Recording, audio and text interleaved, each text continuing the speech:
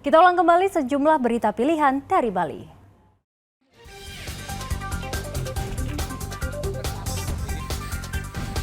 Sebuah rumah di desa Sebudi, Karangasem terbakar.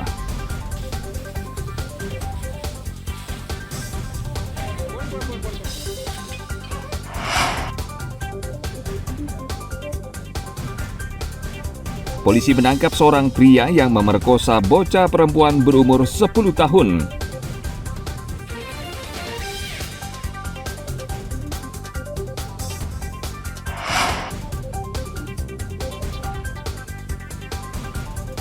Berwisata ke air terjun Taman Sari di Desa Babakan, Gianyar.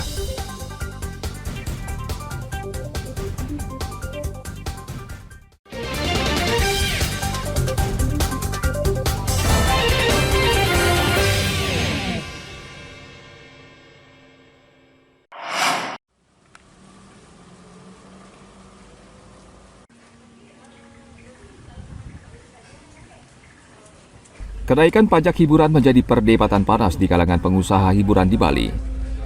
Pengusaha jasa spa yang paling keras menentang kenaikan pajak hiburan yang mencapai antara 40 hingga 70%. Pengelola spa di Bali memprotes kebijakan pemerintah karena usaha mereka bisa bangkrut. Menurut mereka, usaha spa berkaitan erat dengan pelayanan kebugaran yang mengadopsi budaya tradisional Bali dan tidak masuk dalam usaha sektor hiburan. Kepala Dinas Pariwisata Bali, Cok Bagus Pemayun, menyatakan Asosiasi Spa di Bali keberatan dengan kenaikan pajak tersebut.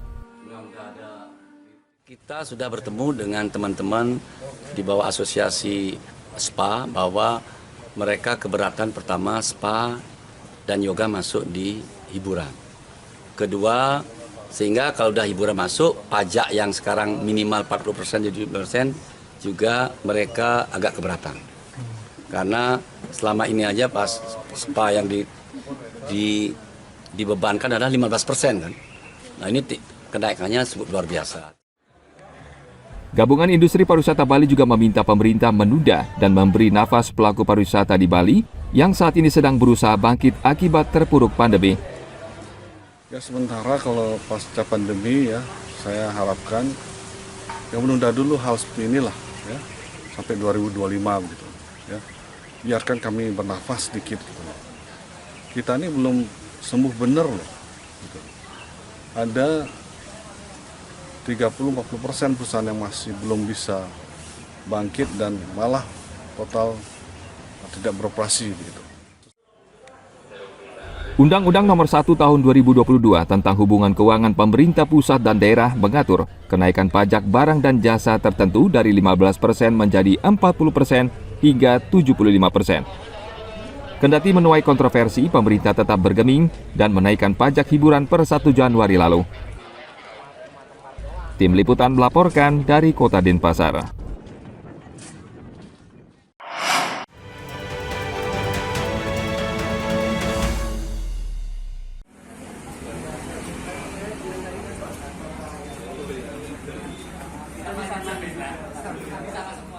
Senin lalu kantor KPU Kota Denpasar dipadati warga yang ingin mengajukan permohonan pindah pemilihan ke Kota Denpasar.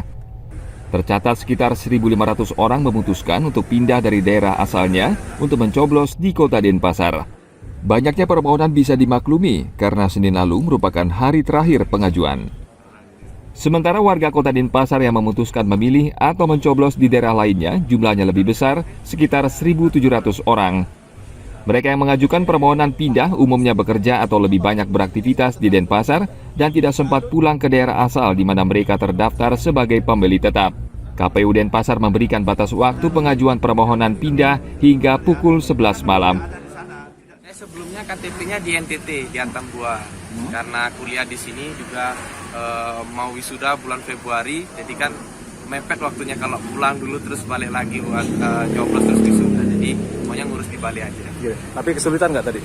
Tidak, pelayanannya bagus, langsung dikasih, langsung nanti dilengkapi datanya ini aja. Saya pindah memilih. Alasannya apa? Alasannya saya bekerja di sini. Prosesnya tadi sulit nggak? Nggak terlalu sih ya, oke. Tapi ya yang penting tahu syaratnya aja sih. Tadi saya agak lupa syaratnya harus fotokopi KTP. Jadi saya pergi dulu lagi fotokopi KTP. Dan ini hari terakhir mepet nggak rasanya? Iya, hari terakhir, tapi ternyata kabarnya kata bapaknya bisa sampai malam. Tadi saya pikir cuma sampai siang. Yang sudah mengurus pindah memilih melalui sistem informasi data pemilih atau SIDALE, pemilih yang masuk ke Kota Denpasar sejumlah 1.542 pemilih, dan yang mengurus pindah memilih keluar Kota Denpasar sejumlah 1.726 pemilih. Untuk pindah memilih ada konsekuensi yang diterima oleh pemilih yang mengurus pindah memilih. Apabila dia pindah memilih tetapi masih dalam satu dapil, akan mendapatkan lengkap 5 surat suara. Namun apabila pindah keluar dapil tetapi masih dalam Kota Denpasar, akan mendapatkan 4 surat suara dan kehilangan 1 surat suara untuk DPRD kota. Sementara untuk pindah memilih keluar Kota Denpasar tetapi masih dalam wilayah Provinsi Bali, akan mendapatkan 3 surat suara untuk surat suara Pilpres, DPR RI dan DPD, dan untuk pindah keluar Provinsi Bali akan mendapatkan 1 surat suara untuk Pilpres. Sementara untuk perpindahan TPS, pemilih yang telah terdaftar di PT harus menyertakan surat pernyataan pindah TPS, KTP atau kartu keluarga, serta wajib melampirkan formulir model A dari TPS asal. Tim Liputan melaporkan dari Kota Denpasar.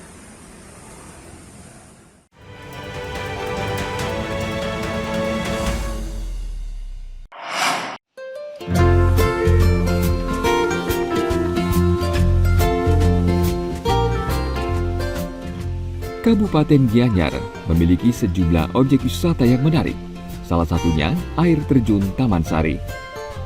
Tidak seperti air terjun pada umumnya yang letaknya terpencil dan sulit dijangkau. Air terjun Taman Sari terletak tidak jauh dari jalan raya, tepatnya di Banjar Enjung Sari, Desa Babakan. Salah satu daya tarik air terjun Taman Sari yakni dikelilingi pepohonan besar yang rimbun. Selain itu di kawasan ini juga terdapat pura subak serta pancuran suci untuk ritual pelukatan bagi warga lokal. Tidak sedikit wisatawan asing memuji keindahan air terjun Taman Sari ini.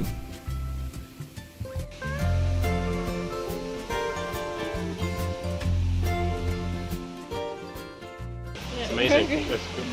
Why? It's very beautiful. Nice water. Refreshed. But I think it's very nice. It's very nice. Very Beautiful waterfall. Ya, bagus, natural Pak. Karena alami airnya. Pak sering kesini Pak? Baru kali ini tiang inspeksi untuk bawa grup besok-besok. Objek wisata air terjun Taman Sari dirintis dan dikelola warga Banjar Enjung Sari sejak 4 tahun silam. Namun kawasan ini sempat sepi akibat dilanda pandemi.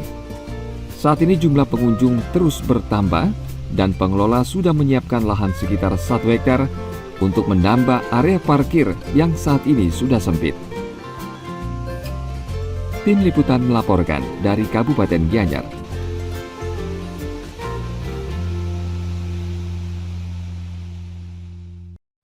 Informasi tadi mengakhiri jumpa kita pagi ini. Atas nama rekan yang bertugas, saya Dana Parapita mengucapkan terima kasih atas kebersamaan Anda.